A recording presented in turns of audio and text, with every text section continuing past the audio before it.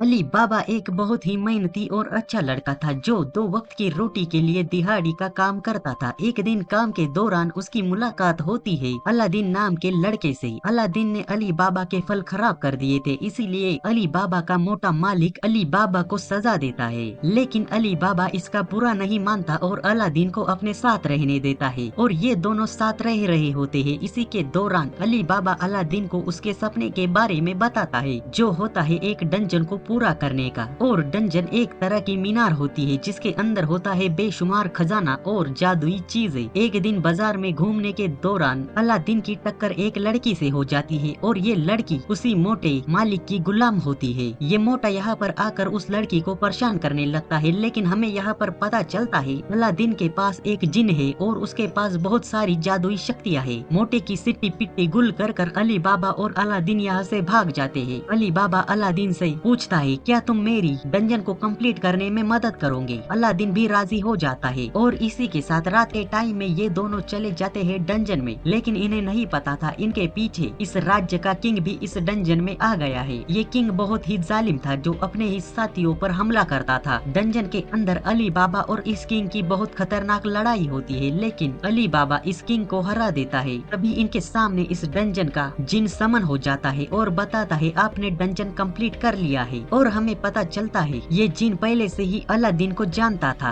ये जिन बताता है अलादीन एक मागी है जो चूज करता है एक किंग को, और उसने इस बार चूज किया है अली बाबा को किंग बनने के लिए। अली बाबा डंजन के अंदर सोना जमा कर रहा होता है, तभी हम देखते हैं बाहर से इस डंजन पर कोई हमला कर देता है। ये डंजन गिरने लगता है। डंजन का जिन तुरंत इनके यहाँ से निकलने का इंतजाम करता है और हम देखते हैं किंग का एक गुलाम किंग के साथ यहीं पर मर जाता है। लेकिन लड़की जो बाजार में इनके साथ टकरा गई थी वो यहाँ से इनके साथ मिलकर निकल जाती है। यहाँ से निकलने के दौरान इस डंजन का जिन अली बाबा के खंजर पर आ जाता है और हम देखते हैं ये जादुई रोशनी अली बाबा और अलादीन को बहुत दूर दूर फेंक देती है और ये डंजन भी पूरी तरह से टूट जाता है। और अब इस राज्य का नया किंग है अली बाबा। हम 3 दिन बाद का सीन देखते हैं। वही मोटा जो पहले अली बाबा को परेशान करता था, अब वो अली बाबा की खातिरदारी कर रहा होता है। तभी यहाँ पर एक बंदा आता है और अली बाबा से कहता है आपसे मिलने के लिए कोई आया है। अली बाबा को लगता है ये अलादीन है, लेकिन ये वही लड़की होती है जिसे इन्होंने बचाया था। ये लड़की कहती है आपका बहुत बहुत शुक्रिया, आपने सभी गुलामों को आजाद कर दिया और हमें रहने और खाने के लिए जगह भी दी, पर आपने ऐसा क्यों किया? अली बाबा कहता है अगर मेरी जगह वो होता तो वो भी यही करता। और हमें पता चलता है क्योंकि ये लड़की अब गुलाम नहीं रही, इसीलिए ये अपने घर वापस जा रही है। हम अगले दिन का सीन देखते हैं जहाँ पर अली बाबा निकल चुका है अलादीन को ढूंढने के लिए। दूसरी तरफ अलादीन की आंख खुलती है। यहीं पर खड़ी एक बुड्ढी कहती है ओ तो अब तुम्हें कैसा लग रहा है, और जरा इन तितलियों को तो देखो। अलादीन झट से उठता है और कहता है क्या तुम इन्हें देख सकती हो? पर वैसे ये है क्या? बुड्ढी कहती है ये तुम्हारी स्पिरिचुअल एनर्जी है जिसे रुख कहते हैं। अभी यहाँ पर टोया नाम की लड़की आती है और कहती है खोजबीन वाली पार्टी वापस आ गई है। ये सभी बाहर आते हैं और खोजबीन करने वाली पार्टी भी यहाँ पर पहुँच जाती है। टोया कहती है तुम्हें कोई तकलीफ तो नहीं हुई ना डॉज? इस लड़के का नाम डॉज है। डॉज कहता है अरे नहीं कोई भी तकलीफ नहीं हुई। बुड्ढी यहाँ पर एक आदमी से पूछती है। ये आदमी कहता है उन्होंने एक और गांव पर कब्जा कर लिया, शायद ये अपने गांव को किसी से बचाने की कोशिश कर रहे हैं। ये सुनकर बुड्ढी थोड़ा परेशान हो जाती है, पर तभी पीछे से डॉज कहता है फिक्र मत करो, हमारा क्लैन इस गांव के लिए हमेशा लड़ता रहेगा। और यहाँ पर ये लोग एक दूसरे को मोटिवेट करने के लिए अपना हाथ उठाते हैं, लेकिन अलादीन सीटी बजाकर अपने जिन का हाथ बाहर निकाल लेता है। हम थोड़ी देर बाद का सीन देखते हैं। इन सभी ने अलादीन को पकड़ लिया है और डॉज कहता है बताओ क्या तुम कोई जासूस हो? अलादीन कहता है मेरा नाम है अलादीन और मैं किशान राज्य से आया हूँ। इन्हीं के बीच का एक बंदा कहता है हाँ मैंने इस राज्य के बारे में सुना तो है, लेकिन वहाँ पर पैदल जाने में 2 साल लग जाएंगे। अलादीन कहता है क्या सच में वो इतना दूर है? तभी बुड्ढी कहती है फिक्र मत करो, तुम घोड़ों की मदद से वहाँ पर 2 हफ्तों में पहुँच जाओगे। हम रात का सीन देखते हैं जहाँ पर ये सभी लोग एक साथ खाना खा रहे होते हैं। अलादीन कहता है ये सभी तो काफी खुश लग रहे हैं। उसके बाजू में बैठी बुड्ढी कहती है हाँ क्योंकि हम सब एक परिवार है। और यार अलादीन को नहीं पता होता कि आखिर परिवार क्या है और वो थोड़ा नाराज हो जाता है। तभी बुड्ढी कहती है और अब तुम हमारे साथ हो तो इसका मतलब तुम भी हमारा परिवार हो। और ये सुनकर अलादीन बुड्ढी के गले लग जाता है और इस बुड्ढी का नाम बोबा है तो हम भी इसे बोबा ही कहेंगे। हम अगले दिन का सीन देखते हैं जहाँ पर अलादीन सीधे घोड़ी का दूध पी रहा होता है और इस तरह बदतमीजी से घोड़ी का दूध पीने की सजा भी इसे तुरंत मिल जाती है। डॉज इसे बचाने की कोशिश करता है, लेकिन तभी इसके पीछे से एक लड़की घोड़े पर आकर अलादीन को बचा लेती है, जो दिखने में काफी प्यारी होती है। और हमें पता चलता है ये लड़की प्रिंसेस है को क्लैन की, जो यहाँ पर आई है कोगा क्लैन से अपने राज्य के रिश्ते सुधारने के लिए। बोबा खुद को इंट्रोड्यूस करती है। प्रिंसेस कहती है, एक वक्त था जब कोगा क्लैन काफी ज्यादा ताकतवर था, लेकिन आज कोगा क्लैन काफी ज्यादा कमजोर हो गया है, तो आप हमारे साथ मिलकर खुद को ज्यादा ताकतवर बना सकते हैं। डॉज कहता है, खुद को तुम्हारे साथ मिला ले मतलब तुम्हारे गुलाम बन जाए। बोबा कहती है, शांत हो जाओ डॉज, और प्रिंसेस से कहती है, साफ साफ बताइए प्रिंसेस आप क्या कहना चाहती है। तभी यहाँ पर टोया प्रिंसेस के लिए हॉर्स मिल्क लेकर आई होती है, लेकिन तभी प्रिंसेस का एक गार्ड टोया पर हमला कर देता है और कहता है, ये तुम क्या कर रही हो प्रिंसेस, तुम जैसे घटिया लोगों के साथ ये घटिया चीज कभी नहीं पी सकी। ये देखकर डॉज तुरंत इस पर हमला कर देता है, लेकिन प्रिंसेस का दूसरा गार्ड डॉज को रोक लेता है और कहता है, इस पर हमला करोगे तो जंग छिड़ जाएगी। पीछे से बोबा कहती है, शांत हो जाओ डॉज, और प्रिंसेस इसके गार्ड से कहती है, मैं तुमसे वापस जाकर बात करूंगी, और ये लोग वापस चले जाते हैं। हम रात के टाइम टेंट का सीन देखते हैं। प्रिंसेस अपने गार्ड से कहती है, नहीं हम उन पर जोर जबरदस्ती नहीं करना चाहते, हमें स्ट्रेटजी से काम लेना होगा, और अपने काम में बिजी हो जाती है। तभी यहाँ पर कारपेट पर उड़ते हुए अलादीन आता है और कहता है, मुझे आपसे बात करनी है। प्रिंसेस कहती है, मुझे भी। ये दोनों बैठकर बात कर रहे होते हैं। अलादीन कहता है, बोबा की फैमिली मेरी फैमिली है, और आपके गार्ड्स का जिस तरीके से बर्ताव था मुझे लगता है आप उन्हें नुकसान पहुंचा सकते हैं। तो प्रिंसेस क्या आप मुझसे वादा कर सकती है कि आप मेरी फैमिली को नुकसान नहीं पहुंचाएंगी। प्रिंसेस कहती है, हाँ मैं ऐसा नहीं करूंगी, मेरा मकसद है एक ऐसा साम्राज्य बनाने का जहाँ पर सभी लोग खुश और समृद्ध हो, और इसके लिए मैं किसी को भी नुकसान नहीं पहुंचाने वाली, मैं ये स्ट्रेटजी से करूंगी। अलादीन कहता है, आपका शुक्रिया, और फिर से यहाँ से उड़ जाता है। लेकिन हम दूसरी तरफ देते हैं, प्रिंसेस के साथ वाले कुछ सैनिकों ने गांव की सारी लड़कियों को उठा लिया है और यहाँ से लेकर भाग रहे हैं। डॉज इनका पीछा कर रहा होता है। दूसरी तरफ अलादीन बोबा के पास पहुँचता है। बोबा सारी बात अलादीन को बताती है। इधर प्रिंसेस के सिपाहियों ने एरो से डॉज और उसके साथियों पर हमला कर दिया है, लेकिन डॉज सारे हमलों से बचते हुए जंप कर एक ही फटके में इनके लीडर को गिरा देता है, और डॉज यहाँ पर इसे निपटाने ही वाला होता है, लेकिन इसे बोबा की याद आती है। बोबा ने कहा था, अगर तुम उनमें से किसी को भी मारते हो तो जंग छिड़ सकती है। तभी सीन शिफ्ट होता है। हम बोबा और अलादीन को देखते हैं। अलादीन कहता है, मुझे वो दिख नहीं रहे। बोबा कहती है, फिक्र मत करो, कोगा क्लैन के सैनिक इतनी आसानी से हार नहीं मानते, पर तुम्हारी शक्तियाँ तो काफी कमाल की है, ये किसी मागी की तरह लग रही है। अलादीन कहता है, क्या तुम मुझे बता सकती हो, मैं बहुत वक्त से ये ढूंढने की कोशिश कर रहा हूँ कि आखिर एक मागी होता क्या है। बोबा कहती है, मागी एक बहुत ही ज्यादा इम्पोर्टेंट और खास इंसान होता है, जिसके पास काफी सारी शक्तियाँ होती है। और तुम्हें एक बात बताऊँ, हमारे कोगा क्लैन के सबसे पहले किंग को एक मागी ने ही चूज किया था। तो हाँ मेरे बच्चे, तुम एक मागी हो। वैसे क्या तुम्हारे कोई दोस्त है? अलादीन बताता है, हाँ अली बाबा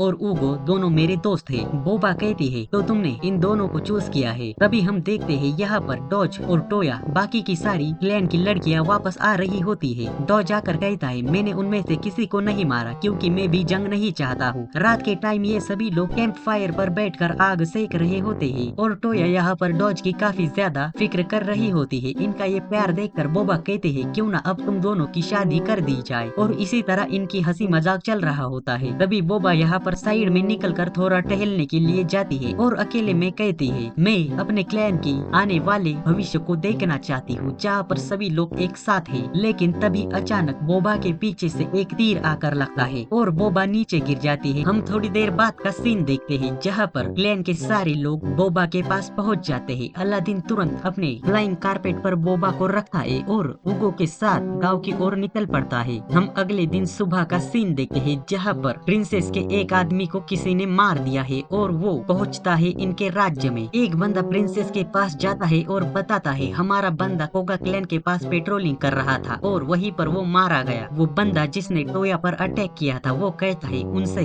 बहस करने का कोई फायदा नहीं, हमें तुरंत उन पर हमला कर देना चाहिए। प्रिंसेस कहती है, नहीं मैं वहाँ पर जाकर उनसे बात करूंगी। ये बंदा तुरंत प्रिंसेस को रोकता है और कहता है, आप अपनी मर्जी से डिसीजन नहीं ले सकती, आप अभी सिर्फ प्रिंसेस है। प्रिंसेस कहती है, ओ अच्छा तो फिर ठीक है, वहाँ पर मेरा पर्सनल काम है, मैं उसी के सिलसिले में जा रही हूँ। ये बंदा कहता है, तो इसका मतलब आपकी गैर हाजिरी में आर्मी का पूरा कंट्रोल मेरे पास आ जाएगा। प्रिंसेस कहती है, हाँ जो चाहे वो करो। दूसरी तरफ हम कोगा क्लैन का सीन देखते हैं जहाँ पर बोबा पर अटैक होने की वजह से क्लैन के सारे लोग जंग के लिए तैयार हो जाते हैं। डॉज इन्हें रोकने की कोशिश करता है लेकिन ये लोग नहीं सुनते और जंग की तैयारी शुरू कर देते हैं। इधर हम बोबा को देखते हैं जिसकी हालत काफी ज्यादा खराब है। दूसरी तरफ हम देखते हैं प्रिंसेस के साथ का बंदा और हमें यहाँ पर पता चलता है बोबा और इनके आदमी पर अटैक करने वाला और कोई नहीं ये खुद है। ये बंदा उठता है और कहता है मुझे जंग करना बहुत ज्यादा पसंद है, मतलब ये प्योर इविल है। इधर हम प्रिंसेस का सीन देखते हैं जो कोगा क्लैन की ओर बढ़ रही होती है क्योंकि प्रिंसेस ने अलादीन से वादा किया था, लेकिन रास्ते में ही इन पर हमला हो जाता है और ये हमला किया होता है कोगा क्लैन के लोगों ने। प्रिंसेस घोड़े से नीचे उतरती है और इनके सामने आती है। इनमें से एक बंदा कहता है तुम्हारी बोबा पर हमला करने की हिम्मत कैसे हुई? प्रिंसेस कहती है शांत रहिए, हम यहाँ पर बात करने के लिए आए हैं। लेकिन इनमें से एक बंदा प्रिंसेस पर अटैक कर देता है और प्रिंसेस इस अटैक को डॉज भी नहीं करती, जिससे प्रिंसेस काफी घायल हो जाती है और उनका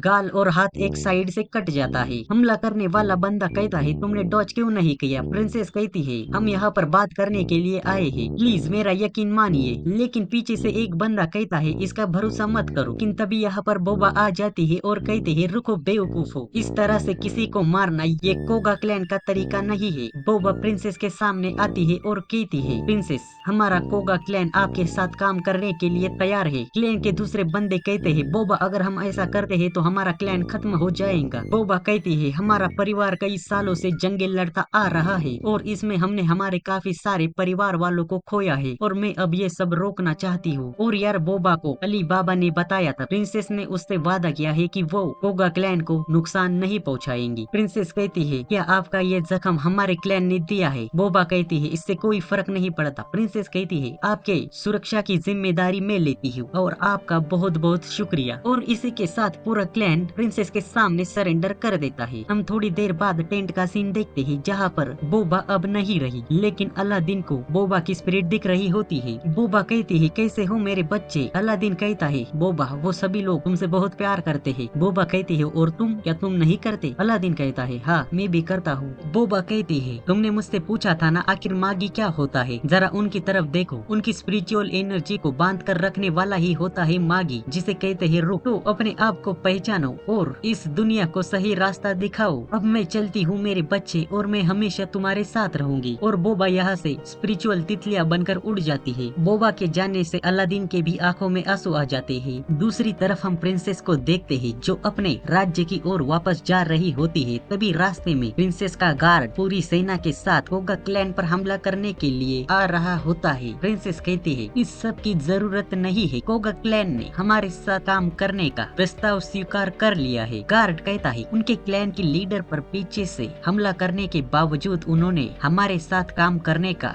फैसला ले लिया, कितने कायर है। प्रिंसेस कहती है वो हमेशा से तुम ही थे। गार्ड कहता है हाँ वो मैं ही था, लेकिन अब क्या ही फर्क पड़ता है, मैं तुम्हें और इसे यहाँ पर मार दूंगा और फिर आर्मी का पूरा कंट्रोल मेरे हाथ में आ जाएगा और मैं ऊपर बताऊंगा प्रिंसेस को मारने वाला और कोई नहीं कोगा क्लैन है। प्रिंसेस कहती है क्या तुम्हें सच में लगता है इन 1000-2000 बंदों के साथ तुम मुझे मार पाओगे? गार्ड कहता है खत्म कर दो इन दोनों को। और सैनिक बहुत सारे एरो से प्रिंसेस पर अटैक कर देते हैं, लेकिन ये एरो हवा में आकर रुक जाते हैं और प्रिंसेस अपने एयर अटैक से इन सारे एरोस को हवा में उड़ा देती है। गार्ड कहता है जाओ मारो उसे। तभी प्रिंसेस का दूसरा गार्ड अपने ब्लेड स्लैश से सैनिकों पर अटैक कर देता है। और यार हमें पता चलता है प्रिंसेस ने भी एक डंजन को क्लियर किया है, इसीलिए उनके पास ये मैजिकल चीजें हैं। और इसी के साथ प्रिंसेस ट्रांसफॉर्म हो जाती है अपने अल्टीमेट फॉर्म में, जो कि दिखने में काफी ज्यादा खतरनाक है। दूसरी तरफ हम देखते हैं कोगा क्लैन का सीन जहाँ पर बोबा का अंतिम संस्कार चल रहा होता है। अलादीन बाहर से सब कुछ देख रहा होता है, तभी इसके पास से एक स्पिरिचुअल तितली उड़कर जाती है। इधर हम देखते हैं प्रिंसेस पर बहुत सारे सैनिक एरोस से अटैक कर रहे होते हैं और प्रिंसेस अपने मैजिक से उन्हें डिफ्लेक्ट कर रही होती है। प्रिंसेस कहती है अगर ऐसा ही चलता रहा तो मेरी एनर्जी खत्म हो जाएंगी, इसीलिए प्रिंसेस एक ही अटैक में इन सभी को खत्म करने का सोचती है और अपने एक पावरफुल अटैक से इन पर हमला कर देती है। और इसी एक अटैक के साथ प्रिंसेस की सारी एनर्जी खत्म हो जाती है और प्रिंसेस अपने नॉर्मल फॉर्म में आ जाती है। लेकिन हम देखते हैं गार्ड ने काफी सारे सैनिकों को इस अटैक से बचा लिया था और अब इन्होंने प्रिंसेस को पकड़ लिया है और इन्होंने प्रिंसेस की दूसरे अच्छे वाले गार्ड को भी काफी ज्यादा डैमेज कर दिया है। तभी ये गार्ड बुरा वाला प्रिंसेस के भाई के बारे में बुराई करता है, जिससे प्रिंसेस काफी ज्यादा गुस्सा होकर इस पर अटैक कर देती है, लेकिन ये प्रिंसेस का अटैक रोक लेता है। प्रिंसेस को पीछे से तीर भी मारे जाते हैं और ये प्रिंसेस का काम बस खत्म करने ही वाला होता है। तभी यहाँ पर एक बड़ा सा धमाका होता है, जिसमें इसकी पूरी सेना उड़ जाती है। ये होता है अलादीन, और अलादीन आते ही ऊगो के एक ही रेपटे से इसे दूर उड़ा देता है। प्रिंसेस कहती है, आखिर तुम हो कौन? और अलादीन बोबा को याद करते हुए कहता है, मैं हूँ एक मागी। तभी प्रिंसेस का वेपन जो कि एक पंखा है वो चमकने लगता है। अलादीन उस पर टच करता है और उसमें से एक फीमेल जिन बाहर निकल आती है और इस जिन का नाम है पाइमन। और तभी तुरंत ऊगो भी अलादीन की बांसुरी में से बाहर आता है और ये दोनों इशारों में कुछ बातें करते हैं जो सिर्फ इन्हीं को समझ आती है। पाइमन बताती है, प्रिंसेस हाकुए एक कैंडिडेट है किंग के लिए, और यार हमें यहीं पर एक और मागी से इंट्रोड्यूस कराया जाता है, और ये वही मागी है जिसने अली बाबा के डंजन पर अटैक किया था। इधर अलादीन कहता है, तो क्या इस दुनिया में मेरे अलावा कोई और मागी है? पाइमन बताती है, हाँ है, और एक मागी का काम होता है किंग को चूज करने का। तो क्या तुमने किसी किंग को चूज किया? थोड़ी देर बाद सीन शिफ्ट होता है और हम देखते हैं कोगा क्लैन का सीन, जहाँ पर अलादीन बोबा की छड़ी लेकर यहाँ से जा रहा होता है और सभी लोग उसे गुड बाय देने के लिए आए होते हैं। तभी अलादीन को ऊगो की बात याद आती है, जहाँ पर ऊगो उसे बताता है, तुम्हें उस दुनिया में जाकर लोगों को पहचानना होगा। और इसी के साथ अलादीन निकल पड़ता है फिर से अली बाबा से मिलने के लिए। तभी सीन शिफ्ट होता है और हम दो लड़कियों को देखते हैं जो यहाँ पर फल बेच रही थी, और यहीं पर हम उसी लड़की को भी देखते हैं जिसे अली बाबा और अलादीन ने बचाया था। इस लड़की का नाम मोर्जियाना है। हम शाम का सीन देखते हैं जहाँ पर मोर्जियाना इन दो लड़कियों के साथ जा रही होती है, जहाँ पर ब्लैक वाली लड़की का नाम साशा है और व्हाइट वाली लड़की का नाम लीला है। और इनकी मुलाकात एक बोगी में हुई थी, जिसके बाद से साशा और लीला मोर्जियाना की मदद कर रहे हैं, जिसके लिए मोर्जियाना इनका शुक्रिया अदा करती है। साशा कहती है, अरे फिक्र मत करो, तुम जब तक चाहो तब तक हमारे साथ रह सकती हो। मोर्जियाना कहती है, नहीं मुझे मेरे घर जाना है जो कि है डार्क कॉन्टिनेंट। थोड़ी देर बाद ये शहर में आ जाते हैं। तभी इनकी मुलाकात यहाँ पर एक गुलाम बेचने वाले आदमी से हो जाती है, जहाँ पर गुलामों को देखकर मोर्जियाना काफी सहम जाती है। हम रात का सीन देखते हैं जहाँ पर छोटी मोर्जियाना को पुराना किंग जिसे अली बाबा ने हराया था वो पकड़कर काफी ज्यादा टॉर्चर कर रहा होता है, और हम देखते हैं ये मोर्जियाना का सपना था। लैला उठती है और कहती है, क्या तुम ठीक हो? मोर्जियाना कहती है, माफ करना मुझे एक बहुत बुरा सपना आया। लैला कहती है, फिक्र मत करो, इसके लिए मेरे पास कुछ है। मोर्जियाना लैला का शुक्रिया अदा करती है। लैला कहती है, अरे फिक्र मत करो, जब मैं साशा से मिली थी तब उसने भी मेरी इसी तरह से मदद की थी। और हाँ, वहाँ पर एक लड़का भी था, एक नीले बालों वाला लड़का, मतलब समझ जाओ ये अलादीन की बात कर रही है, जिसने इन्हें बचाया था। तभी साशा उठती है और कहती है, तुम्हारा शुक्रिया लीला। लीला कहती है, हे इस तरह से किसी की बातें सुनना बुरी बात है। हम अगले दिन का सीन देखते हैं जहाँ पर एक बुड्ढा मोर्जियाना से कह रहा होता है, हम बालबाड़ शहर के लिए छोटा वाला रास्ता नहीं ले सकते क्योंकि वहाँ पर चोरों ने अपना अड्डा जमा रखा है। मोर्जियाना कहती है, पर कैसा हो अगर कोई उन चोरों को हरा कर वहाँ से भगा दे। हम रात के टाइम का सीन देखते हैं जहाँ पर मोर्जियाना निकल पड़ती है उन चोरों से लड़ने के लिए। मोर्जियाना डार्क कॉन्टिनेंट के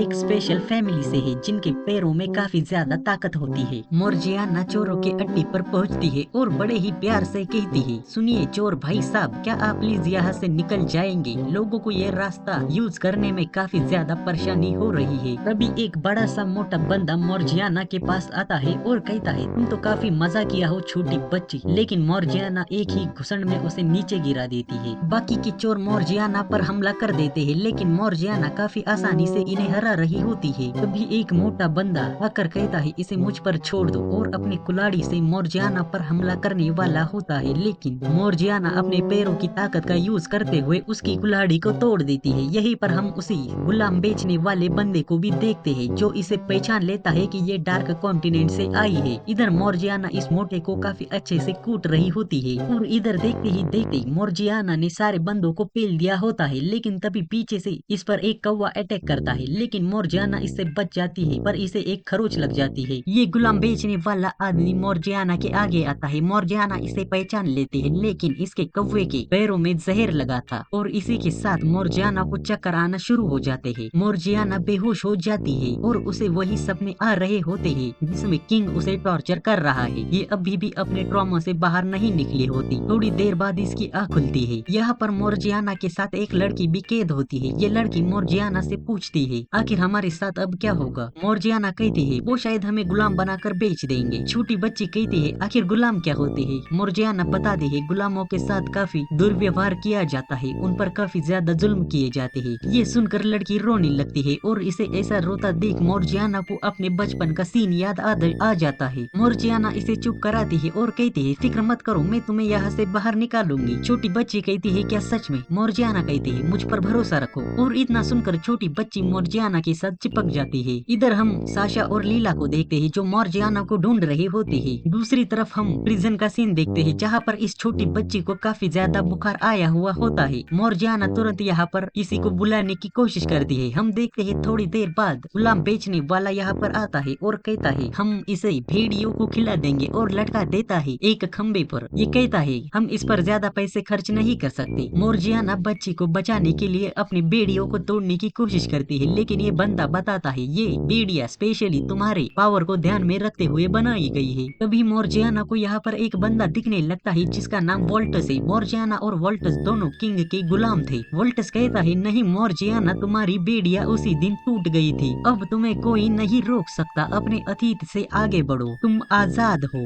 इधर ये गुलाम बेचने वाला रस्सी को काट देता है और बच्ची भेड़ियों के बीच में गिर जाती है, लेकिन मोर्जियाना तुरंत अपने पैरों की मदद से हवा में काफी ऊपर उठती है और जमीन पर लैंड करते ही अपनी भेड़ियों को तोड़ देती है और एक काफी खतरनाक आवाज निकालती है जिससे ये भेड़िए डर कर यहाँ से भाग जाते हैं। मोर्जियाना अपने हाथों की चेन्स को तोड़कर बच्ची को छुड़ा लेती है, लेकिन ये गुलाम बेचने वाला कहता है शेरों को इन पर छोड़ दो। और हम देखते हैं काफी सारे सफेद शेर मोर्जियाना और इस छोटी बच्ची को खाने के लिए आगे बढ़ रहे हैं। मोर्जियाना कहते हैं तुम यही रुको, मैं अभी आती हूँ। और हम देखते हैं मोर्जियाना अपने पैरों की ताकत से इन शेरों को काफी अच्छे से पेल रही है और अपने मन में कहती है मैं डार्क कॉन्टिनेंट से हूँ, फानालिस क्लैन से, ये शेर मेरा कुछ नहीं बिगाड़ सकते। और देखते ही देखते मोर्जियाना सारे शेरों को पेल देती है। मोर्जियाना इस बंदे के पास जाती है और ये बंदा कहता है हाँ मैं मरना ही डिजर्व करता हूँ, मार दो मुझे। मोर्जियाना कहती है मुझे चाबी दो और मोर्जियाना पहुँच जाती है चाबी लेकर सारे गुलामों के पास। और यहीं पर इस छोटी बच्ची के माँ बाप भी होते हैं और यहीं पर मोर्जियाना की मुलाकात होती है अलादीन से जिसने इसे बचाया था, मतलब अली बाबा के साथ मिलकर। मोर्जियाना कहती है आखिर तुम्हें कोई कैसे पकड़ सका है? अलादीन बताता है दरअसल ये लोग स्लेव्स को खाना बांट रहे थे, तो मैंने सोचा मैं भी क्यों ना इनमें से एक बनने का नाटक करूं। अभी यहाँ पर आवाज आती है बहुत सारे लोग इन्हें पकड़ने के लिए आ रहे हैं, लेकिन दूसरी तरफ हम देखते हैं साशा और लीला दोनों मोर्जियाना को बचाने के लिए काफी सारे साथियों के साथ आ रहे होते हैं। और यार ये लोग यहाँ पर आकर देखते हैं ऊगो को। जी हाँ, अलादीन ने ऊगो को समन कर लिया है। हम थोड़ी देर बाद का सीन देखते हैं जहाँ पर अलादीन साशा और लीला से मिलकर काफी खुश होता है क्योंकि इसी ने इन्हें पिछली बार बचाया था। मोर्जियाना कहती है तो तुम इसी के बारे में बात कर रही थी। यही पर खड़ा बुड्ढा कहता है ठीक है अब हम बाल बात के लिए निकलते हैं। और यार यहाँ पर अलादीन और मोर्जियाना साथ आगे बढ़ने का फैसला करते हैं। हम रात का सीन देखते हैं जहाँ पर ये सारे लोग खाना खाकर पार्टी कर रहे होते हैं। यही पर अलादीन मोर्जियाना से कहता है लगता है हम सब एक दूसरे से कनेक्ट होते हैं, मतलब कि वोल्टोस कोगा क्लैन से था। और अगले दिन मोर्जियाना और अलादीन इन सब से विदा लेकर निकल पड़ते हैं अपने अलग सफर पर, जो कि शायद अली बाबा को ढूंढने का है। थोड़ी देर बाद हम उन्हीं चोरों को देखते हैं जो अलादीन से बचने में कामयाब रहे थे। ये चोर भूख से काफी बेहाल होते हैं, तभी इनके सामने एक आदमी टल्ली होकर सो रहा होता है और इसे इस तरह सोता देखकर ये चोर अपना इरादा बना लेते हैं। दूसरी तरफ हम देखते हैं अलादीन और मोर्जियाना दोनों इसी जंगल से जा रहे होते हैं। मोर्जियाना अलादीन से फिर से शुक्रिया अदा करती है उसकी मदद करने के लिए, लेकिन अलादीन कहता है अरे ऐसी कोई बात नहीं है।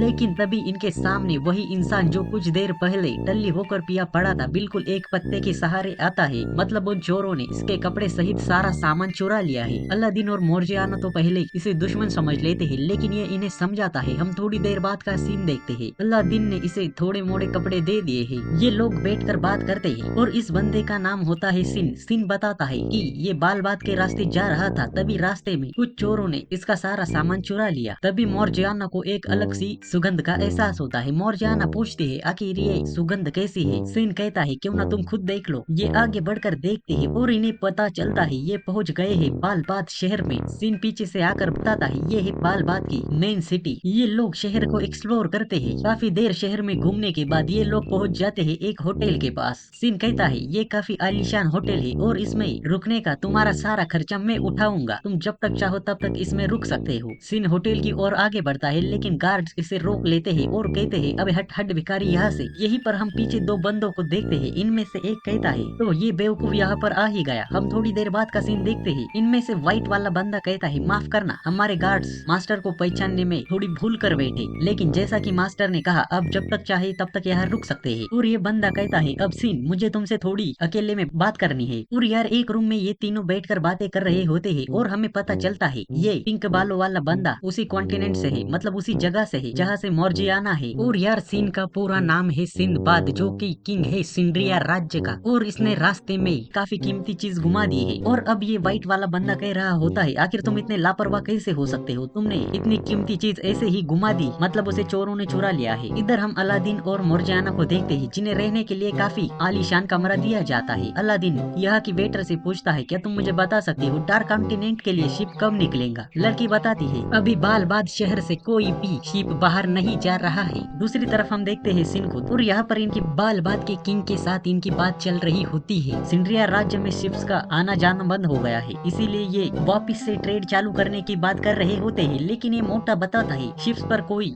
समुद्री लुटेरों का ग्रुप अटैक कर रहा है और वो सिर्फ नोवेल और रॉयल शिप्स पर ही अटैक करते हैं, जिस वजह से लोग उन्हें हीरोज मान रहे हैं। और हाँ, यही मोटा बालबाद का किंग है। और इधर यही बात ये वेटर अलादीन और मॉर्जियाना को बता रही होती है। और यार ये वेट्रेस ये भी बताती है कि उन लुटेरों के बॉस का नाम है अली बाबा। और इधर सिंबाद तैयार हो जाता है इस लुटेरों के ग्रुप से लड़ने के लिए। दूसरी तरफ अलादीन कहता है नहीं, ये हमारा अली बाबा नहीं हो सका। हम थोड़ी देर बाद का सीन देखते हैं जहाँ पर सीन अली बाबा और मॉर्जियाना को खाना खिला रहा होता है और अपने सब ऑर्डिनेट से इंट्रोड्यूस कराता है, जिसमें से व्हाइट वाले का नाम होता है जफर और दूसरे का नाम होता है मसरूर। और ये मॉर्जियाना को बताता है मसरूर तुम्हारे ही प्लान से है। मॉर्जियाना कहती है मिलकर खुशी हुई। ये काफी अच्छे से खाना खाते हैं और यहीं पर सिन की बात चल रही होती है समुद्री लुटेरों से लड़ने के बारे में। जाफर कहता है तुम अपने हथियारों बिना उनसे कैसे लड़ने वाले हो, तभी इसके पीछे से ओगो का हाथ निकल आता है। सिन थोड़ा सा डर जाता है। थोड़ी देर बाद हम देखते हैं सिन कहता है तो अलादीन तुम एक मागी हो। अलादीन कहता है क्या तुम मागी को जानते हो। सिन कहता है हाँ, और वैसे मेरा पूरा नाम है सिंदबाद। और ये सुनकर अलादीन का रिएक्शन कुछ ऐसा होता है क्या। सिन कहता है क्या तुम्हें एक मागी होने के बावजूद पता नहीं सिंदबाद कौन है। और अलादीन अब भी कंफ्यूज होता है। सिन कहता है मैं तुम्हें समझाता हूँ। और सिन बताता है सिंदबाद है वो जिसने 7 समंदरों को जीता है और कॉन्ट्रैक्ट साइन किया है 7 जिन के साथ। अलादीन कहता है ये तो काफी कमाल का है, हाँ पर मैं अब भी तुम्हें नहीं जानता। सिन कहता है अबे भाई इसे मागी बनाया किसने। अलादीन इससे वही सवाल पूछता है आखिर मागी क्या होता है। और सिन वही बताता है मागी एक काफी स्पेशल इंसान होता है जो रूह को लिमिटलेसली यूज कर सकता है। तुम काफी स्पेशल हो अलादीन। अरे हाँ वैसे क्या तुम मेरी मदद करोगे उन समुद्री लुटेरों से लड़ने के लिए। अलादीन मॉर्जियाना से पूछता है। मॉर्जियाना कहते हैं तो क्या अगर हम इन चोरों को हरा देते हैं तो सारी शिप्स फिर से समंदर में जा पाएंगी। सिन कहता है हाँ जरूर, तो ठीक है हम तुम्हारी मदद करेंगे। और अलादीन भी राजी हो जाता है। सिन कहता है ठीक है हम एक काफी अच्छी स्ट्रेटजी बनाएंगे। और भाई सिन मॉर्जियाना से कहता है तुम होटल में ही रुको, लड़ाई वगैरह तुम्हारे लिए अच्छी नहीं। और मॉर्जियाना अपने पैर से यहाँ पर जमीन तोड़ देती है और कहती है क्या तुम मुझसे लड़ना चाहते हो। और इसका रिएक्शन कुछ ऐसा होता है। हम थोड़ी देर बाद एक रूम का सीन देखते हैं जहाँ पर ये लोग प्लान बना रहे होते हैं कि किस तरह ये समुद्री लुटेरों को पकड़ेंगे, क्योंकि इन्हें पूरी आशंका होती है समुद्री लुटेरे इन 2 जगहों पर अटैक कर सकते हैं। ये प्लान बनाते हैं। जाफर अलादीन और मॉर्जियाना एक साथ जाएंगे और सिन और मशरूर एक साथ जाएंगे। हम रात का सीन देखते हैं। प्लान के मुताबिक ये सभी अलग अलग हो गए होते हैं। तभी यहाँ पर अलादीन जाफर से कहता है क्या हम उन चोरों को डायरेक्ट एलिमिनेट करने की जगह पकड़ नहीं सकते।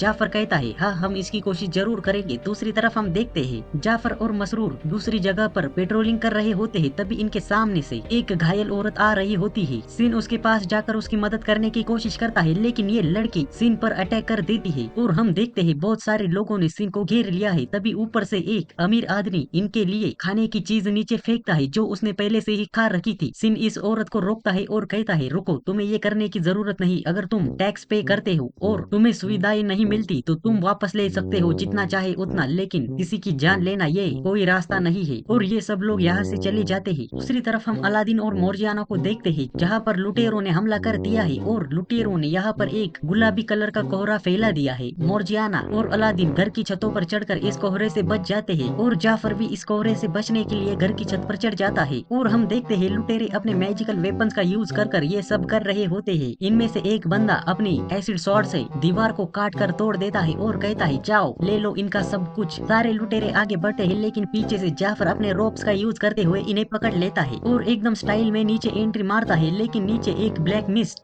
जाफर को पकड़ लेती है। और हम देखते हैं एक और लुटेरा जो कि मैजिकल वेपन्स का यूज करते हुए ये सब कर रहा है। मोर्जियाना तुरंत इसकी मदद के लिए आगे बढ़ती है, लेकिन ये बंदा मोर्जियाना को भी पकड़ लेता है। ऊपर से अलादीन ये सब देख रहा होता है और कहता है लगता है मुझे ऊगो को समन करना ही होगा, और ये समन कर लेता है ऊगो को। इस चोरों के ग्रुप में से एक बंदा आगे बढ़ता है और कहता है रुको, इसे मुझ पर छोड़ दो, और ये आगे बढ़कर अपने चेहरे का रुमाल हटाता है और ये होता है अली बाबा, जिसे अलादीन इतने दिनों से ढूंढ रहा है। अलादीन कहता है तो अली बाबा ये सच में तुम हो? अली बाबा कहता है ऊगो को वापस बुला लो अलादीन, और अलादीन वही करता है, वो ऊगो को वापस बुला लेता है। अलादीन नीचे उतर कर कहता है मिलकर खुशी हुई अली बाबा, तुमने मुझसे उस दिन वादा किया था, तुम्हें वो वादा याद तो है ना? और अलादीन अली बाबा की ओर हाथ आगे बढ़ाता है। अली बाबा आगे बढ़ता है और अलादीन के कंधे पर हाथ रखकर कहता है माफ करना अलादीन, मैं अब अपना वादा और नहीं निभा सकता। और अली बाबा अरमान की पावर का यूज करते हुए यहाँ पर एक बहुत ही खतरनाक बवंडर बना देता है। और इसी के साथ हम अगले दिन का सीन देखते हैं, जहाँ पर सीन कह रहा होता है तो उन लुटेरों के ग्रुप में एक ऐसा इंसान है जिसने डंजन को कंप्लीट किया है, और वो अलादीन का काफी अच्छा दोस्त है, और लगता है अलादीन तो पूरा ट्रॉमा में ही चला गया है। दूसरी तरफ हम अली बाबा और उसके चोरों के गैंग को देखते हैं, जहाँ पर ये लोग उन्हीं चोरों को अपनी टीम में शामिल कर रहे होते हैं जिन्होंने सिन के सारे कपड़े और कीमती सामान चुरा लिया था। मतलब सिन की खोई हुई सारी चीजें इनके पास होगी। हम थोड़ी देर बाद का सीन दिखते हैं, जहाँ पर अली बाबा और इसके ग्रुप का एक साथी एक पतली गली से जा रहा होता है। तभी इनके सामने छोटे बच्चे आते हैं और ये बच्चे अली बाबा को काफी ज्यादा पसंद करते हैं। पीछे से अली बाबा का साथी कहता है तुम्हें याद है ना, हम भी इन बच्चों की तरह झोपड़पट्टियों में रहते थे, तो अली बाबा मेरी इन लोगों की मदद करने में मदद करो। हम थोड़ी देर बाद का सीन देखते हैं, अली बाबा अपने रूम में आ जाता है और वो काफी परेशान होता है क्योंकि उसने अलादीन से काफी बुरा बर्ताव किया था। अलादीन अपने बेड पर जाकर सोता है और हम देखते हैं सीलिंग पर मोर्जियाना किसी भूत की तरह चिपकी हुई है। अली बाबा चिल्लाने ही वाला होता है, लेकिन मोर्जियाना इसे जकड़ लेती है। हम थोड़ी देर बाद का सीन देखते हैं, अली बाबा कहता है आखिर तुम यहाँ पर आई कैसे? मोर्जियाना बताती है वो अली बाबा की स्मेल से यहाँ पर पहुंची, मतलब इसकी नाक भी काफी तेज है।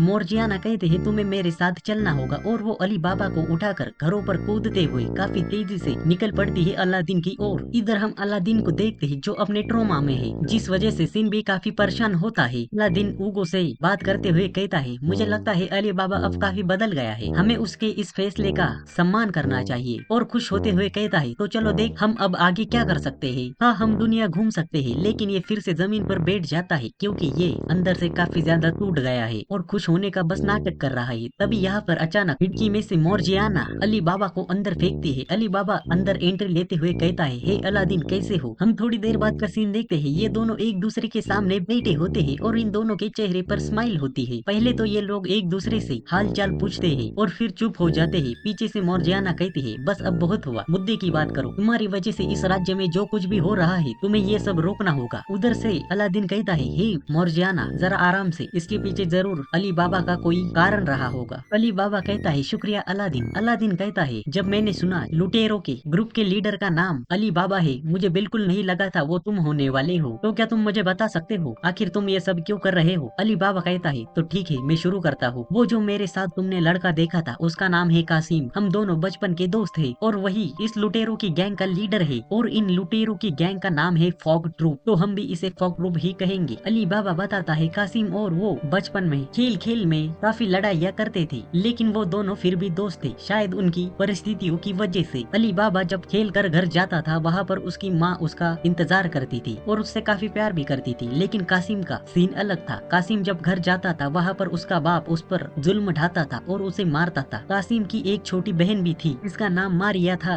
और एक दिन कासिम के बाप ने कासिम और उसकी बहन को छोड़ दिया, लेकिन अली बाबा की माँ काफी ज्यादा काइंड थी और उसने उन दोनों को अडेप्ट कर लिया। वो उन दोनों का ख्याल रखती और देखते ही देखते ये लोग एक फैमिली बन गए। लेकिन एक दिन बीमारी के चलते अली बाबा की माँ का देहांत हो जाता है और तभी कासिम इन दोनों की रक्षा करने का फैसला करता है। कासिम इनका पेट भरने के लिए काफी अलग अलग काम करता है, लेकिन इस सब से इनका गुजारा नहीं चलता और इसी वजह से कासिम अब चोरियां भी करने लगता है। एक दिन अली बाबा कासिम से कहता है क्या मैं तुम्हारी मदद करूं? लेकिन कासिम कहता है नहीं, तुम्हें अपने हाथ गंदे करने की जरूरत नहीं है। लेकिन कासिम अली बाबा से पूछता है मेरे इस तरह के काम करने के बावजूद क्या तुम मुझे अपना दोस्त मानते हो? अली बाबा कहता है हाँ क्यों नहीं, तुम मेरे दोस्त हो। लेकिन एक दिन बालबाद का किंग यहाँ पर आता है और वो तुम मेरे बेटे हो और अब तुम मेरे साथ रहोगे। अली बाबा कहता है ये नहीं हो सकता, मेरी माँ एक गरीब इंसान थी। लेकिन किंग बताता है तुम्हारी माँ हमारे राजमहल में काम करती थी और उस उसी दौरान मुझे उससे प्यार हो गया था और उसका नतीजा तुम हो। हम थोड़ी देर बाद देखते हैं अली बाबा सब कुछ कासिम को बताता है। कासिम उठता है और कहता है तो ठीक है चलो निकलो यहाँ से। लेकिन अली बाबा को ये काफी बुरा लगता है और ये दोनों लड़ने लगते हैं। अली बाबा चाहता था कासिम को उसे रोकना चाहिए था क्योंकि वो सिर्फ उसका दोस्त नहीं उसकी फैमिली था। इस सब के बाद अली बाबा की जिंदगी काफी ज्यादा बदल गई और वो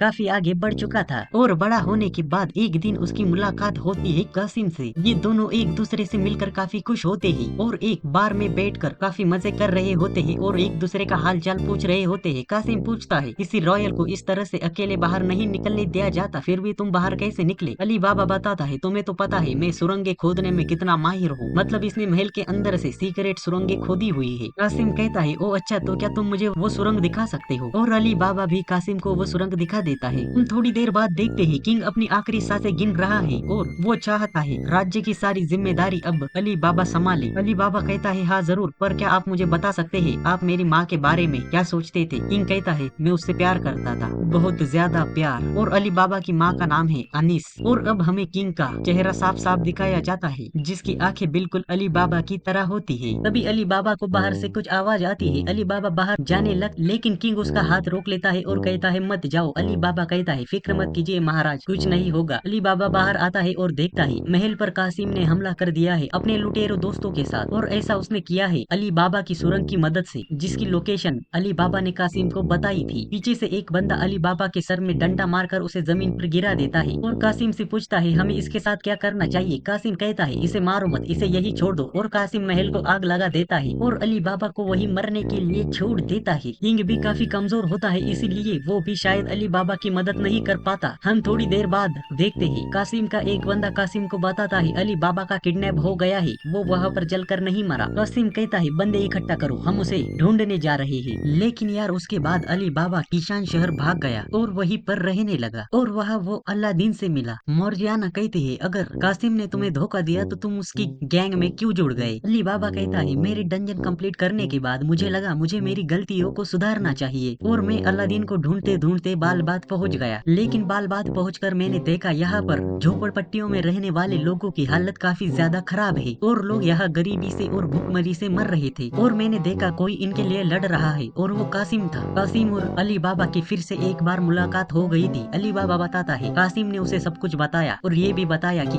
मारिया भी इस गरीबी का शिकार हो गई थी क्योंकि यहाँ पर एक बीमारी फैल गई थी जिसके इलाज के लिए कासिम के पास पैसे नहीं थे और गवर्नमेंट ने भी झोपड़पट्टी में रहने वाले लोगों की कोई मदद नहीं की। और उस वक्त कासिम ने अली बाबा से कहा हमारी मदद करो, लोगों को बचाने में हमारे ग्रुप को लीड करो, हमारे लीडर बन जाओ। हम प्रेजेंट में आते हैं। अली बाबा कहता है मैं जानता हूँ उसने मुझे धोखा दिया था लेकिन लोगों के लिए मुझे ये करना पड़ा। और हम बाहर से देखते हैं सिंदबाद और उसके साथी इनकी बातें सुन रहे हैं। अलादीन कहता है हाँ ठीक है, पर क्या तुम ये सब कर कर यहाँ की सिचुएशन को बदल पाओगे? और ये सब सुनकर अली बाबा कहता है नहीं, मैं बस छोटी मोटी चोरियां करता हूँ लोगों के साथ मिलकर, मैं इन लोगों के लिए कुछ ज्यादा नहीं कर पा रहा हूँ और यही सब की वजह से मैं तुमसे नहीं मिलना चाहता था, तो प्लीज चले जाओ यहाँ से। लेकिन अलादीन अली बाबा के सिर में एक रेपटा टिकाता है और कहता है शांत हो जाओ, मैं जानता हूँ ये देश काफी ज्यादा दिक्कतों में है लेकिन तुम और मैं मिलकर इसका सोल्यूशन निकाल सकते हैं और ऊगो और मौर्जियाना भी हमारे साथ है, तुम क्या कहते हो? और अली बाबा भी तैयार हो जाता है लेकिन तभी यहाँ पर दीवार तोड़कर एंट्री लेता है कासिम। कासिम कहता है माफ करना दोस्त, आने में थोड़ी देर हो गई। और हम देखते हैं कासिम के दूसरे आदमियों ने इस पूरी जगह पर अटैक कर दिया है। इधर कासिम कहता है मुझे पता चला है सिंदबाद इसी होटल में रुका हुआ है। और हम आते हैं सिंदबाद पर जहाँ पर फॉक ग्रुप के लोग इन पर भी अटैक कर देते हैं लेकिन जफार बड़ी आसानी से इनके एरोज को रोक लेता है और इन पर अटैक कर इनकी क्रॉसबोस को नीचे गिरा देता है। सिंदबाद फॉक ग्रुप के एक मेन लीडर पर अटैक करता है लेकिन इसकी एसिड स्वॉर्ड की वजह से सिंदबाद की स्वॉर्ड पिघल कर टूट जाती है। लेकिन सिंदबाद काफी अच्छे तरीके से इसके अटैक से बचते हुए इस पर अटैक कर देता है और एक ही फटके में इसके मुंह से खून निकल आता है। दूसरी तरफ हम देखते हैं अली बाबा और कासिम को। कासिम अली बाबा को यहाँ से ले जाने की कोशिश करता है लेकिन मौर्जियाना पीछे से उस पर अटैक करती है लेकिन अली बाबा कासिम को बचा लेता है। ये दोनों छत पर चले जाते हैं। मौर्जियाना इन्हें रोकने की कोशिश करती है लेकिन जमीन फाड़ कर यहाँ पर एंट्री होती है सिंदबाद और उसके साथियों की। कासिम अपने बंदों को कहता है जाओ और इधर सिंदबाद कहता है मसरूर दिखाओ इन्हें। और भाई मसरूर अपने एक ही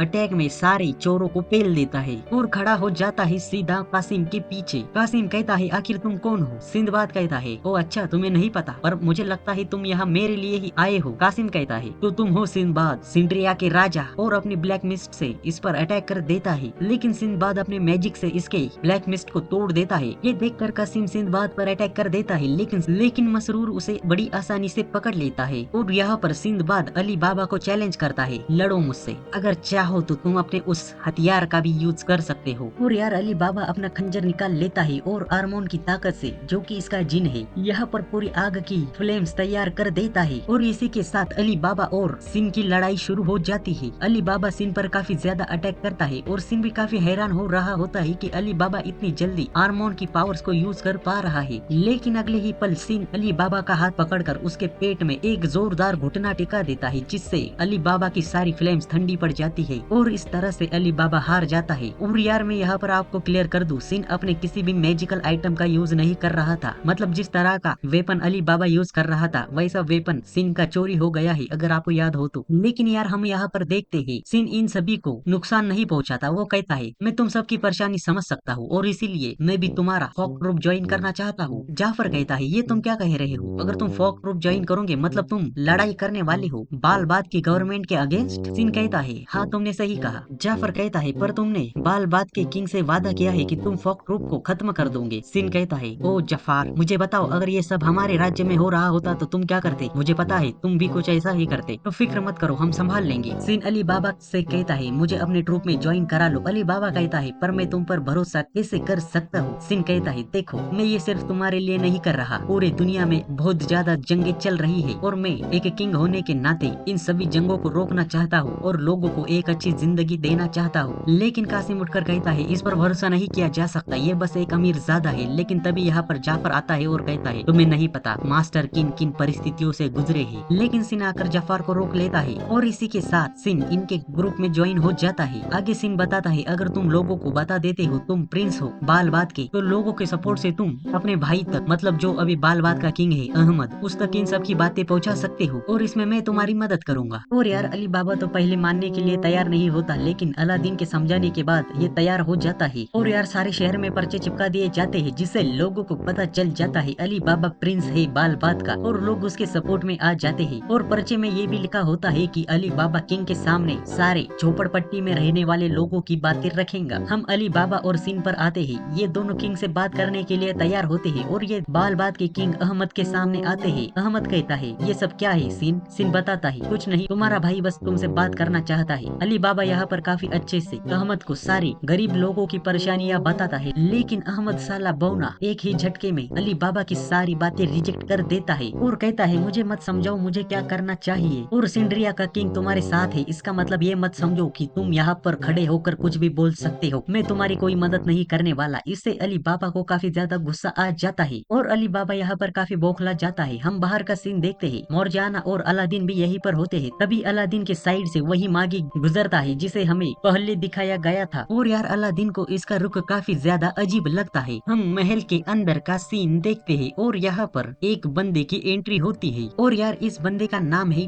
मार्कियो, जो कि बाल बात का फाइनेंशियल एडवाइजर है। और तभी यहाँ पर एंट्री होती है उसी मागी की जो पहले से ही सिन को जानता था और इसका नाम है जुडाल। सिन जुडाल से पूछता है आखिर तुम यहाँ क्या कर रहे हो। जुडाल बताता है कि ये अब को एम्पायर का प्रिस्ट है और इससे पहले हमें को एम्पायर की प्रिंसेस दिखाई गई थी। फिर यहाँ पर अहमद बात क्लियर कर देता है कि बाल बात सिंड्रिया राज्य के साथ किसी भी तरह का ट्रेड नहीं कर सकता क्योंकि उन्होंने ट्रेड करने की अथॉरिटी को एम्पायर को दे दी है। सिन कहता है तो क्या तुम को एम्पायर के सामने हार मान रहे हो। अहमद कहता है नहीं ऐसी कोई बात नहीं है। और यार अली बाबा यहाँ पर चिल्ला रहा होता है झोपड़पट्टी में रहने वाले लोगों के लिए। और यार अहमद कहता है इस भिखारी को वही भेज दो जहाँ से ये आया है। अली बाबा को काफी गुस्सा आता है लेकिन वो कुछ कर नहीं सकता। हम रात का सीन देखते हैं जहाँ पर अली बाबा एक कमरे में बैठा होता है और काफी सारे लोग यहाँ पर वेट कर रहे होते हैं। अली बाबा बाहर आकर उन्हें बताएगा आखिर महल में उसकी किंग अहमद के साथ क्या बात हुई। अंदर अलादीन अली बाबा से पूछता है क्या कुछ बात बनी, लेकिन अली बाबा कहता है नहीं, वो इन लोगों की तकलीफें सुनने के लिए तैयार ही नहीं है। अलादीन कहता है हाँ पर लोगों का तुम पर भरोसा है और वो जानना चाहते हैं महल के अंदर क्या हुआ। अली बाबा काफी परेशान होता है लेकिन तभी यहाँ पर जाफर आता है और कहता है तुम्हें सिन ने बाहर बुलाया है। और हम देखते हैं सिन ने यहाँ पर काफी सारे लोगों को जमा कर लिया है। अली बाबा यहाँ पर आता है और फिर सिन बताना शुरू करता है कि महल के अंदर तुम्हारी जरूरतों को बिल्कुल अनदेखा कर दिया गया है। और यार ये सुनकर लोग काफी ज्यादा दुखी हो जाते हैं क्योंकि अली बाबा उनकी आखिरी उम्मीद थी। और ऐसा सुनने में आया है अब तो कसीम भी यहाँ से चला गया है। अलादीन भी काफी परेशान होता है, लेकिन सिन कहता है घबराओ मत साथियों, भले ही इस राज्य ने तुम्हें वो अधिकार नहीं दिया, लेकिन मैं तुम्हें वो अधिकार दूंगा। अगर तुम चाहो तो मेरे साथ मेरे राज्य चल सकते हो और वहाँ पर खुद को तैयार कर सकते हो अपने हक पाने के लिए। आखिरकार मैंने ये राज्य बनाया ही इसलिए है ताकि मैं जरूरतमंदों की मदद कर सकूं और मैं हमेशा तुम्हारे साथ खड़ा रहूंगा। ये सुनकर लोग काफी ज्यादा खुश हो जाते हैं और अली बाबा भी काफी हैरान होता है। लेकिन तभी यहाँ पर एंट्री होती है जुडाल की। सिन कहता है जुडाल तुम यहाँ क्या कर रहे हो? जुडाल बताता है मैं एक बहुत बड़ी वॉर शुरू करने वाला हूँ। जो सुनकर बाकी सब एकदम हैरान हो जाते हैं। जुडाल आगे बताता है और हमारे पास 5 डंजन कैप्चरर है, मतलब सिन और अली बाबा की तरह। ओ सिंदबाद चलो आओ और हमें ज्वाइन कर लो और हम राज करेंगे इस दुनिया पर। मतलब ये बेसिकली यहाँ पर सिन को अपनी गैंग में ज्वाइन कराने के लिए आया है। इधर अलादीन जफार से कहता है आखिर वो कौन है? जफार बताता है वो एक मागी है बिल्कुल तुम्हारी तरह। तभी जुडाल की नजर पड़ती है अलादीन पर। वो कहता है आखिर इसका रुख इतना अजीब क्यों है? सिन बताता है वो भी मागी है बिल्कुल तुम्हारी तरह। जुडाल कहता है क्या ये पिद्दी सा कीड़ा एक मागी है? जुडाल अलादीन के पास आता है और कहता है तो तुम्हारा नाम क्या है? अलादीन अपना नाम बताता है। जुडाल कहता है तो फिर हम दोनों ही मागी है तो चलो दोस्त बन जाते हैं। जुडाल अलादीन की ओर हाथ बढ़ाता है और उसके मुंह पर एक पंच मार देता है। अली बाबा और मोर्जियाना तुरंत अलादीन को संभालते हैं। जुडाल कहता है तो बताओ मुझे हमारा किंग बनने के लिए कैंडिडेट कौन है? अलादीन पहले कुछ समझ नहीं पाता। जुडाल कहता है और रहने दो मैं खुद पता लगा लूंगा। और वो अपनी आंखों की पावर का यूज करते हुए इसे पता चल जाता है कि अली बाबा किंग्स कैंडिडेट है। और जुडाल अली बाबा पर हंसने लगता है अरे तुम तो वही हो जो सुबह अहमद के सामने भीख मांग रहे थे। ये सुनकर अलादीन को काफी गुस्सा आता है, लेकिन जुडाल अपनी छड़ी बाहर निकालता है और मैजिक का यूज करते हुए अली बाबा को दूर फेंक देता है और कहता है देखो तुम्हारा कैंडिडेट कितना वीक है। सिन जुडाल को रोकने की कोशिश करता है, लेकिन जुडाल कहता है अरे फिक्र मत करो, मैं तो बस इसका टेस्ट ले रहा हूँ। लेकिन तभी हम देखते हैं अलादीन यह अपने रुख की ताकत यूज करते हुए एक अटैक तैयार कर लेता है। जुडाल कहता है तो तुम लड़ना चाहते हो? अलादीन कहता है नहीं, मैं बस अपने लोगों को बचा रहा हूँ तुमसे। लेकिन तभी सिन कहता है रुक जाओ, ये सब करने की कोई जरूरत नहीं है। लेकिन जुडाल कहता है चुप हो जाओ सिंदबाद, ये लड़ाई है दो मागिस के बीच में, तुम हमें नहीं रोक सकते और ना ही तुम्हारे पास अपने हथियार है। लेकिन यार मुझे लगता है बिना अपने हथियार के भी सिन काफी ज्यादा ताकतवर है। सिन मसरूर को ऑर्डर देता है, मसरूर सीधा जुडाल पर अटैक कर देता है, लेकिन एक फोर्स फील्ड जुडाल को बचा लेती है। जुडाल कहता है तो चलो शुरुआत करते हैं मागुई से। और यार मागुई एक तरह की पावर है जो ये यूज कर रहे हैं। और हम देखते हैं जुडाल यहाँ पर काफी सारी एनर्जी अटैक करना शुरू कर देता है। इनमें से कुछ अटैक अलादीन की ओर जाते हैं, लेकिन हम देखते हैं एक फोर्स फील्ड इन अटैक्स को रोक लेती है। और यार फिर अलादीन अपना अटैक करता है, लेकिन हम देखते हैं सेम उसी तरह की फोर्स फील्ड अटैक को रोक लेती है। जुडाल बताता है हम दोनों मागी है, इसीलिए हम दोनों रुख से प्रोटेक्टेड है, तो मागुई हम दोनों को नुकसान नहीं पहुंचा सकती, इसीलिए चलो मैजिक से लड़ते हैं। और यार अलादीन को नहीं पता मैजिक का यूज कैसे करते हैं। जुडाल बताता है ये काफी बेसिक तरीका है, तुम्हें सबसे पहले मागुई जमा करनी होती है और फिर उस मागुई एनर्जी को कन्वर्ट करना होता है किसी भी दूसरी एनर्जी में। जैसे कि यहाँ पर जुडाल एक लाइटनिंग मैजिक का यूज करते हुए बहुत बड़ा बॉल बना लेता है और वो इससे अटैक कर देता है अलादीन पर। अलादीन भी इसे रोकने की कोशिश करता है, लेकिन कोई फायदा नहीं होता। यहाँ पर ये अटैक लैंड कर जाता है और काफी ज्यादा धुआं हो जाता है। धुआं जटते ही हमें दिखता है अलादीन ने समन कर लिया है ऊगो को। जुडाल कहता है अरे वाह ये तो काफी कमाल का है, लगता है तुम जितने दिखते हो उतने भी कमजोर नहीं हो। और यहाँ पर जुडाल फॉग में से पानी बनाता है और फिर पानी से बनाता है आइस, और यार फिर वो उस आइस के बनाता है बहुत ही शार्प हथियार। और जुडाल इस मैजिक में काफी ज्यादा एक्सपर्ट है। और यार ये सिविलियंस को भी नहीं देखता, सीधा अटैक कर देता है। सिविलियंस बचकर इधर उधर भागते हैं। ऊगो की तरफ भी एक टुकड़ा आता है, लेकिन ऊगो उसे तोड़ देता है। इधर जुडाल कहता है अरे ऊपर देखो, और बहुत सारे आइस क्रिस्टल से इन पर अटैक कर देता है। अलादीन तुरंत ऊगो को ऊपर जंप करने का आदेश देता है और ऊपर से ऊगो एक ही रेपटे में जुडाल को जमीन में चिपका देता है। लेकिन हम देखते हैं जुडाल को कुछ भी नहीं हुआ क्योंकि फोर्स फील्ड ने उसे बचा लिया था। जुडाल कहता है ये तो काफी अच्छा था, लेकिन मेरे पास अभी भी बहुत सारी आइस बची है, और वो अटैक कर देता है अलादीन पे। लेकिन हम देखते हैं इस अटैक को ऊगो ने अपने ऊपर ले लिया है। अलादीन तुरंत ऊगो पर चढ़कर उसको पावर देना शुरू कर देता है, लेकिन ऊगो के घाव नहीं भर रहे होते। जुडाल बताता है उसके शरीर में से मागुई एनर्जी बाहर निकल रही है। अलादीन कहता है आखिर तुम ऐसा क्यों कर रहे हो? जुडाल बताता है क्या मैं ऐसा क्यों कर रहा हूँ? मैं ये सब कर रहा हूँ सिर्फ मजे के लिए। इधर अलादीन ऊगो को वापस भेजने की कोशिश करता है, लेकिन ऊगो उसकी बात नहीं सुन रहा होता। अलादीन कहता है तुम मेरे दोस्त हो और मैं तुम्हें नहीं खो सका। हमें एक फ्लैशबैक दिखाया जाता है जब ऊगो और अलादीन नए नए दोस्त बने थे। और यार वैसे ऊगो दिखने में काफी ज्यादा हैंडसम है। हम प्रेजेंट में आते हैं जहाँ पर अलादीन ऊगो को वापस भेजने की कोशिश कर रहा होता है, लेकिन पीछे से जुडाल उस पर इलेक्ट्रिसिटी से अटैक कर देता है। मोर्जियाना इसे बचा लेती है, और ये सब देखकर अली बाबा भी जंग में कूद पड़ता है। वो अपने खंजर से जुडाल पर अटैक करता है, लेकिन जुडाल की फोर्स फील्ड इसे भी रोक लेती है। पर अलादीन अपने जिन की पावर का यूज करते हुए इसकी फोर्स फील्ड को तोड़ देता है और इसके चेहरे पर एक कट मार देता है। पर जुडाल तुरंत मागुई एनर्जी का यूज करते हुए अली बाबा को दूर फेंक देता है। और यार मुझे लगता है अगर अली बाबा जुडाल को डैमेज कर पाया तो सिन भी जरूर कर पाएगा भाई, क्योंकि वो तो लेजेंडरी डंजन कैप्चरर है। और जुडाल यहाँ पर बकवास कर रहा होता है, मागी की बैटल है, कोई बीच में नहीं आएगा। तभी उगो इस पर अटैक कर देता है और इस अटैक का फोर्स इतना ज्यादा होता है कि जुडाल फोर्स फील्ड के अंदर इसकी पावर को महसूस कर पा रहा होता है। और उगो इस पर ही रुकता नहीं, वो तुरंत फिर से इस पर एक पंच से अटैक कर देता है। और हम देखते हैं जुडाल की फोर्स फील्ड इसे बचाने की कोशिश कर रही है, लेकिन अटैक की पावर काफी ज्यादा है। जुडाल कहता है रुक जाओ, लेकिन उगो रुकता नहीं और एक और पंच टिका देता है। जुडाल कहता है क्या ये तुम्हारा जिन है सच में? लेकिन इसकी मागुई तो काफी अजीब लग रही है, इसका एक ही साफ मतलब है ये तुम्हारा नहीं है। जुडाल हवा में उठकर इन पर मागुई एनर्जी से अटैक करना शुरू कर देता है और एक बहुत ही बड़ा आइस क्रिस्टल उगो की छाती में मार देता है और कहता है मैं जीत गया। लेकिन भाई हम देखते हैं उगो इसे हवा में ही अपने दोनों हाथ के बीच पकड़ लेता है और क्रश करने लगता है। और भाई उगो की पावर से इसकी फोर्स फील्ड टूट जाती है और ये चूरा हो जाता है और उगो एकदम स्टाइल में इसे किसी मच्छर की तरह नीचे फेंक देता है। जुडाल काफी ज्यादा डैमेज हो जाता है। और यार इसी के साथ आज के इस वाले वीडियो में बस इतना ही। अगर आपको वीडियो पसंद आया है तो लाइक करो, सब्सक्राइब करो और इसके पार्ट 2 के लिए कमेंट करो। मैं मिलता हूँ आपको अगली वीडियो में, तब तक के लिए गुड बाय। और यार लाइक और सब्सक्राइब तो करना ही करना है और कमेंट भी कर देना एक प्यारा सा।